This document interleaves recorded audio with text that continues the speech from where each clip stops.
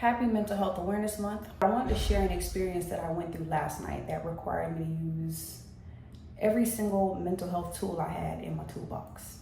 So my 5-year-old was having a really hard time. First, she was upset because the people at the taco place put cucumbers in her tacos. And then she got upset again because I didn't let her watch TV. It was a real tantrum. Like, she acted in a way that I had never seen before. Like, she was kicking and screaming. She threw herself on the floor. You know, I tried to do some breathing techniques with her and that wasn't working. She just kept saying, I can't calm down, I can't. At this point, it's like 9 o'clock at night. I'm tired. I've had a full day. I'm thinking about all the different things that I have to do, to run my household, to run my business, to work, to do all the things that I have to do. I'm exhausted and I am already very sensitive to noise. So you can already imagine where I was at mentally. She was like in her room screaming and crying and carrying on. I'm sitting here like, oh my God, these people gonna call DCF on me.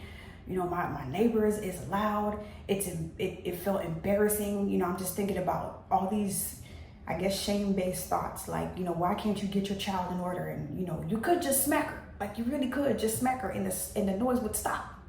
And you won't have to deal with this anymore. I know that when I became a parent that I chose to parent for the next, I'm parenting for the future.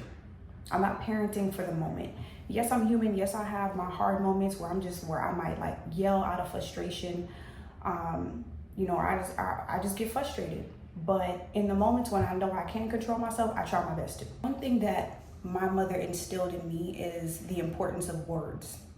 The importance of words, how we use them. She always talked about how much power they have.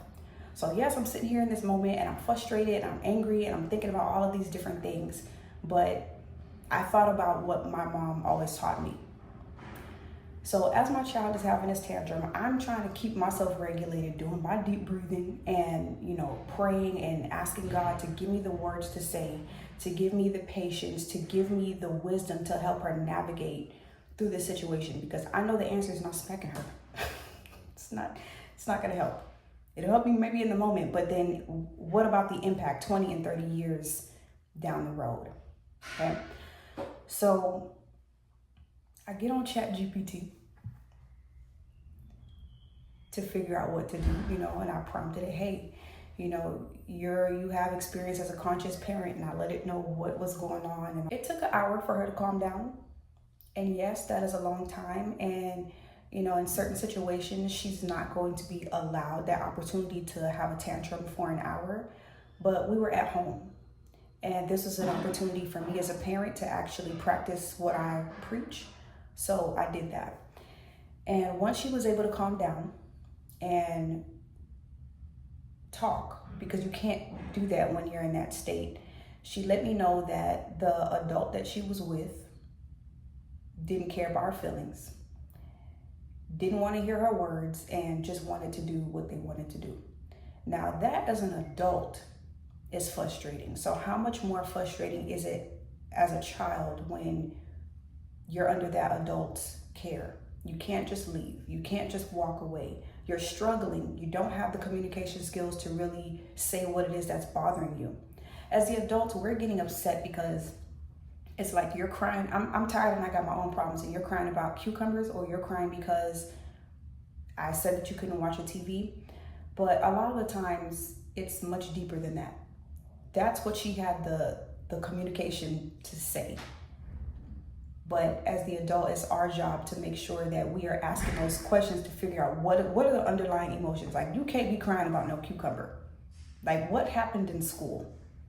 Did somebody say something, do something to hurt your feelings? What happened with this adult?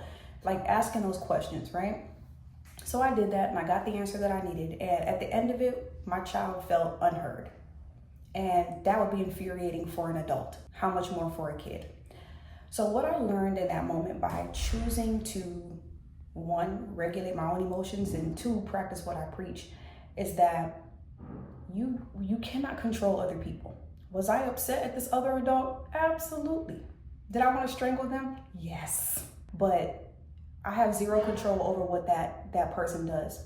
What I can do, however, as a parent is control what's in my realm. So 1, controlling myself, and 2, actually equipping my kid with the tools to communicate better, or equipping them with the tools to be able to handle when adults or other people blatantly show that they don't care or they're not going to be there for them emotionally.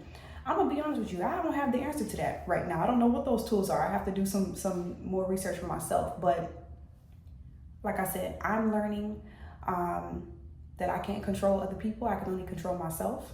That experience last night also gave me a moment to give some grace and some compassion to the generations before me, because like I said, I was able to get on ChatGPT in the moment live as the tantrum was happening and get an answer and just be able to try different things.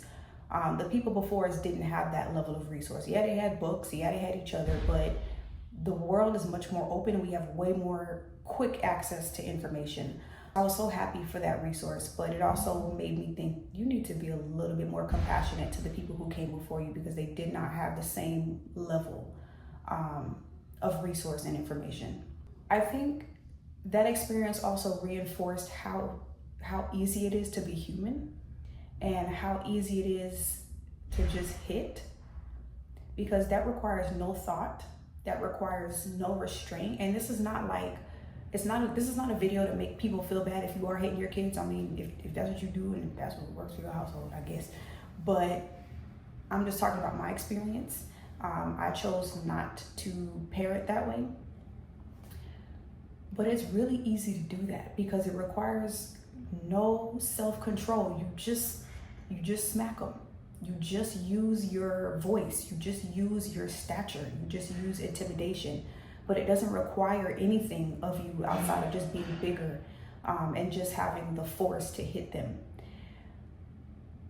It doesn't teach any coping skill. It doesn't teach resilience. It doesn't build character in any way.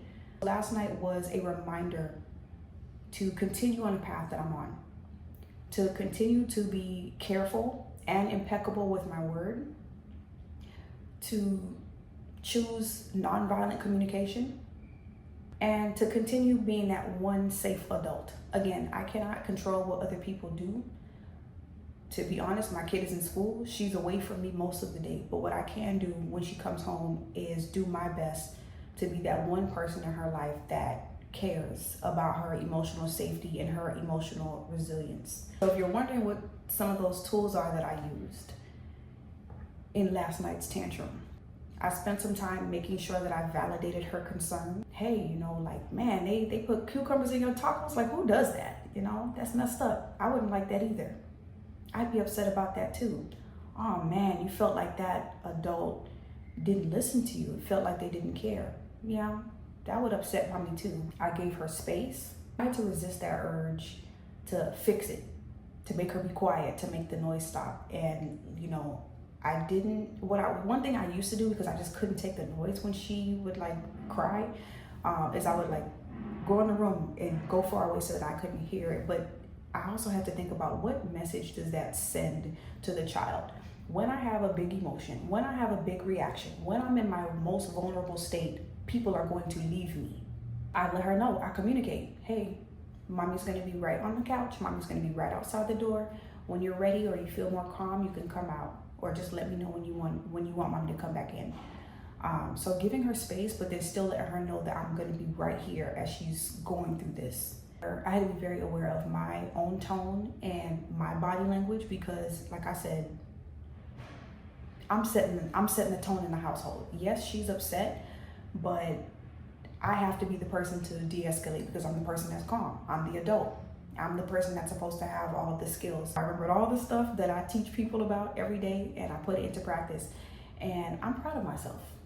I am so proud of myself, because I think moms especially, we are really hard on ourselves. We very rarely give ourselves grace. We spend a lot of time in our heads worried about if we're gonna traumatize our kids, or what's the right thing to do and what's the wrong thing to do. At least I do. Maybe I'm not speaking for everybody, but I struggle with that. So really, the vacuum right in the middle of my touching video, hopefully it's not too loud. But dang it, what was I saying?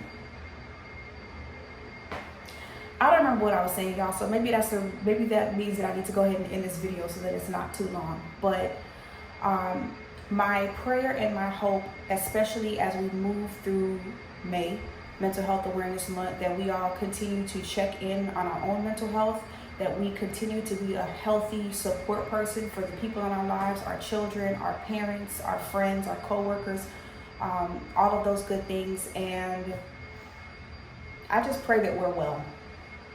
I pray that everybody is well. If y'all feel me, let me know in the comments, and I will see y'all again next time.